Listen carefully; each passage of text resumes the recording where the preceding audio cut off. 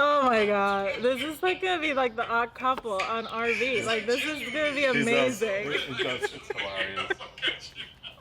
In my defense about this whole mug I'm thing, so sad I won't get you two together. you're getting to know us pretty well. Well, to start, my full name is Zorelly Cristina Cepeda Derieux. I usually just use Zorelly Cepeda Derieux with my last two names. I'm class of 2014 of Williams College, and I use she, her, hers pronouns. I am born and raised in the land that was known as Boriquén, the Taino land, but now it's known as Puerto Rico. I was there till 2010. That's when I moved here to the Berkshires to attend Williams College. And I stayed here after Williams College in the Berkshires, and now I'm residing in Lenox, Massachusetts, or the traditional lands of the Nipmuc, Pocumtuck, Agawam, and Mohican.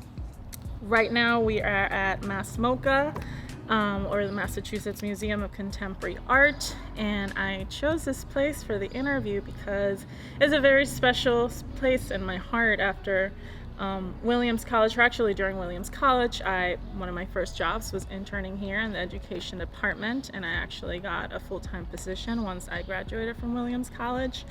So it became my first professional setting. It became my first community outside of Williams College. Besides, after coming from Puerto Rico, it became my new home.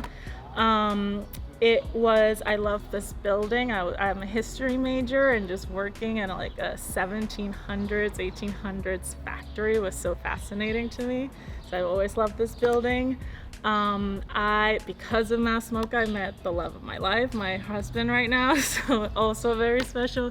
And yeah, it's basically where I started creating my home here in the Berkshires, and one of the big reasons I stayed here still, how many, 7 or so years later after graduating. So yeah, that's why I picked this place.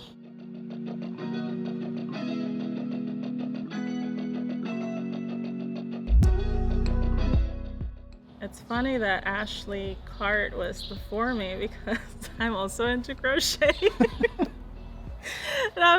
But I'm currently working on a very big blanket for my 3-year-old niece, soon to be 4-year-old niece. The thing is that the blanket does not grow too fast. She's growing faster than the blanket, so I don't know when I'm gonna finish it. That feels like an immediate project. Besides that, a very personal one is kind of figuring out, as I jump into a new phase professionally, what's also going to be a new phase academically. I really want to pursue, be it a certificate or master's, so I'm trying to figure that out. So I feel like that's the bigger project. The crochet is more like, once I'm done with the research, I'm like, I need to clear my mind, and I go back to crochet. But yeah, and I think that's the big one. It's academic, and how do I keep learning, and what's next in that type of phase of my life. So Yes, yeah. thank you very much. So what is next for you? I mean, we kind of know, but what is your next step, sort of professionally, and how that relates to your academic goals? Yeah, so my next step, so just a little bit of context. So I stayed here in the Berkshires working in cultural organizations, and that's what I kind of fell in love with. I was always interested in the arts, and in community and forming communities. So I kind of fell into education, community engagement work in cultural organizations here in the Berkshires. And through that work, I started falling into something that I realized I'd always been invested in and committed to, but it was explicitly the work around inclusion and diversity. First within the arts, and thinking of cultural organizations as accessible places for everybody and everyone, no matter their background, no matter their income, no matter where they're from. And that really made me want to learn more and invest my time in really thinking through anti-racism and social justice work within inclusion and diversity. And that led me to find this what I'm gonna say, I mean, I haven't started, but I'm gonna say awesome position as the Assistant Director of Alumni Relations and Inclusion Diversity at Williams. Because of this job, especially jumping into higher education and that shift from the arts into higher education and working with, I'm considering students as young alumni, working from those very young minds to older alumni, particularly alumni from, who are Black, Latinx, LGBTQ, Asian, disabled, like thinking of all those stories and narratives that might not be told yet or we don't know about them yet. That really excites me because I consider myself one of those stories from Williams that I've kind of moved away. I didn't think I was the typical Williams story.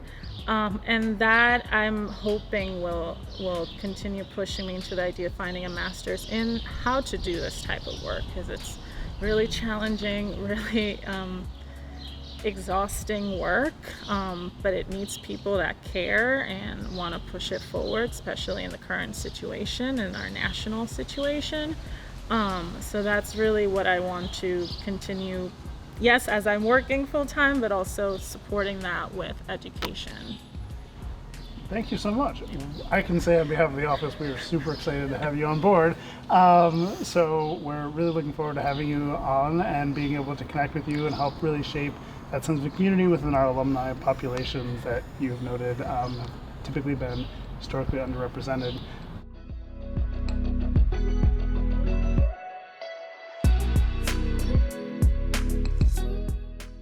Yeah, that's a great question, because I think, well, first of all, where I came from, I was born and raised in Puerto Rico, which it's, for those that don't know, it's a U.S. territory, and I grew up, amongst a wonderful family of all races. I from my father, who was Black, to my grandmother, who was green-eyed and white. So I grew up it was a very interesting aspect of races in the fact that we kind of didn't talk about it. It was like it was there, it was amongst you, but we didn't talk about it. But to that end, it just felt like everybody belonged with each other. Like there was community, no matter who you were, no matter where you come from. Especially my family was family of catch-all. They were like, rather than gathering cats from the street, they just gathered people. And my family just grew, like every year, especially when I left, I would come back and like 10 more people were part of my family. I'm like, who are these people? So I always grew up with that idea of like, you welcome everybody, no matter who they are, no matter what they've done to you. Very Christian family. So that's where it kind of started getting this like desire and like commitment to belonging and wanting to belong. But in all that, I'm coming from a place that has a very difficult political situation, being a U.S. territory, not being really a state, having U.S. citizenship, but kind of, especially once I came to the state, kind of being seen, because I'm a Latina, being seen as or not by everybody, of course, but there's that disparity in race, and I started feeling that, especially when I came to the mainland, and that's where I started really learning and seeing it more from an outside perspective. So when I moved to Williams College, I think rather than find like a culture, a group of Latinx students to kind of continue my identity with, and I'm sure it happens to many Williams students, you just start to meet everybody and anybody and who they come from. And to this day, I have, lifelong friends that I met at Williams College, but with them, I didn't really bring my full identity as I'm looking back. So when I look back, I'm like, did I really belong? Did I feel like I belonged? And to that, I say, no. I felt at that point that I didn't really belong at Williams College, but incredible education, incredible friends. So like many students, it was just part of the experience. It was just trying to find myself within there. But it's funny, many people ask me why I stayed in the Berkshires, and I think because it's typical of a Williams student to leave the Berkshires once they come to Williams, is because as I came here to work, still I was in a predominantly white culture, but I think it gave me the space to see as myself as the other and kind of like sit with myself and figure out that identity and how I belonged, and you know, experience the first initial feelings of tokenism and like, you know, learning that about reactions to me, who I was, and growing from that. And in overall, in summary, all of those experiences have been really what have made me want to help others, and you know, and feeling like they belong and trying to figure their identity on themselves, because it's your personal, you know, work, but you need the space to do it, and many times the space is not offered. And I think that's the reason why I was so committed to do it in the arts, and you know, working so many times with people that have never set foot in a museum or a dance performance because they either couldn't afford it, they didn't see themselves there. And I worked with incredible people to make that possible, to try to close those gaps. And it's incredibly difficult work, and it's never stops, and it's not like a checklist and you're done. It continues going. But I think because of that experience at Williams College and how much it has influenced me, I'm very excited to go back and which isn't crazy for me because it was such an intimidating place for me, but going back and, you know, growing and figuring out why did that happen to me and who else has it happened to, and to those that it didn't happen but come from these different, you know, underrepresented communities, how were they able to persevere, and how can that be a way to inform others and help others. But I think, and it's a very long-winded answer to that question, but I got there, I think.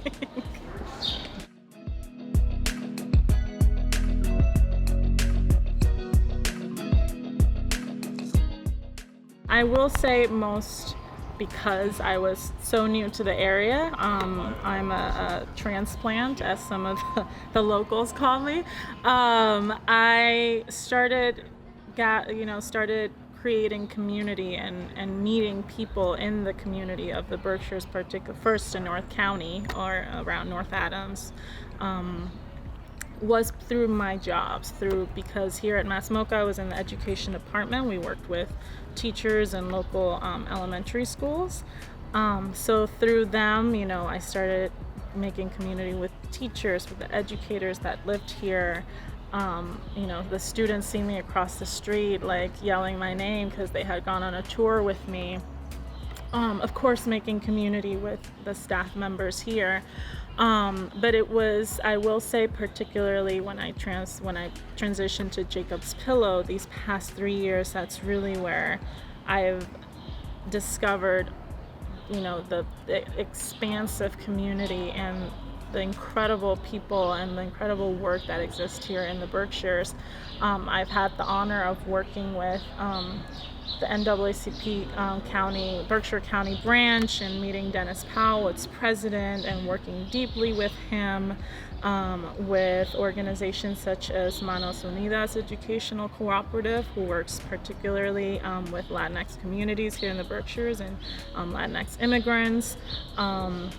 Railroad Street Youth Project, who works with youth in Great Barrington, and working with their leaders. That's how I started finding my space and realizing, I enjoy working with youth, so I should step out of my professional, which sometimes it was hard to blur the line because my work was community, but and particularly I think something I've really found that means a lot to me is working with Latinx communities here, because it was really at first shocking to me to see, like, there's so many of us here.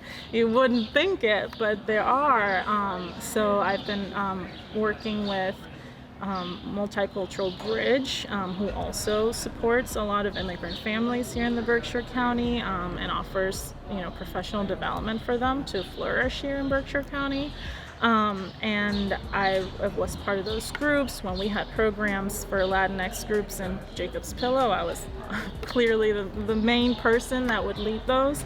And little by little, through my professional work, I've started finding those personal bonds and those personal connections. And now all those people know I'm here and we collaborate. And again, it's all about finding spaces in Berkshire County that, to bring people together, to activate, to engage, and particularly talk about the discrepancy in the type of culture that exists in Berkshire County, to name, the kind of the separation between second homeowners, let's say, or the more wealthy aspect of Berkshire County versus the people that live here year round, and that's not necessarily their story. And it's really making sure that those people, those populations are seen and are heard in Berkshire County. Thank you. That's a lot of very intentional, deeply rooted and passionate work. And so thank you for all of your work to sort of bring the communities together. Mm-hmm. There is a strong sense of development. I know that within, for example, North Adams, of that work sort of really coming to fruition, and hearing all of the ways that you're involved is really exciting. So thank you for all of that work as well.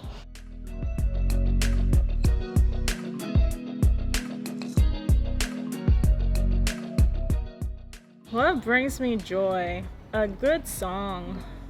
A good, you're in the kitchen, cleaning, and all of a sudden this, incredible oldie comes on, or salsa, probably more salsa for me, but music. Overall music. I love to sing. I was a dancer. I used to sing. A hidden fact about me that I don't say a lot is that I love musical theater, so I'm very into musicals. But the combination of singing and dancing, it's I might be having the worst day. I get on my car and I put a good song that I can belt out to, and everything just shifts. And if that's with a group, a good party or a good group of dancing, and oh my God, even so, best nights of my life are with music and friends that I dance with.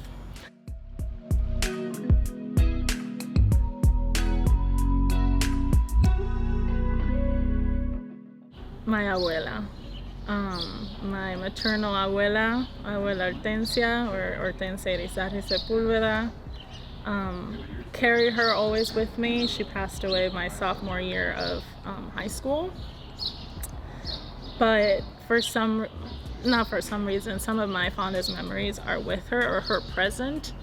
And if it's not her, it's her with all my family around. So basically, the image I always want to see out the window is my huge 40-plus family in Puerto Rico, who I think it's also, I just left them a couple days ago, so I think they're really with me.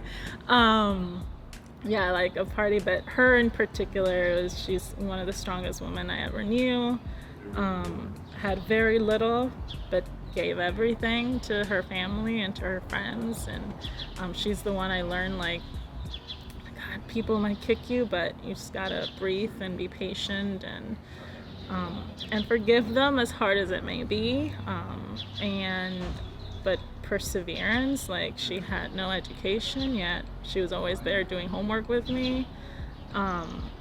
So I have her imprinted in my mind always, and I'm always walking with her and working to make her proud. But yeah, looking out the window, I see her and my family. That's very sweet, and I'm sure she's very, very proud of you. No, don't say that. Don't say that. If you want tears.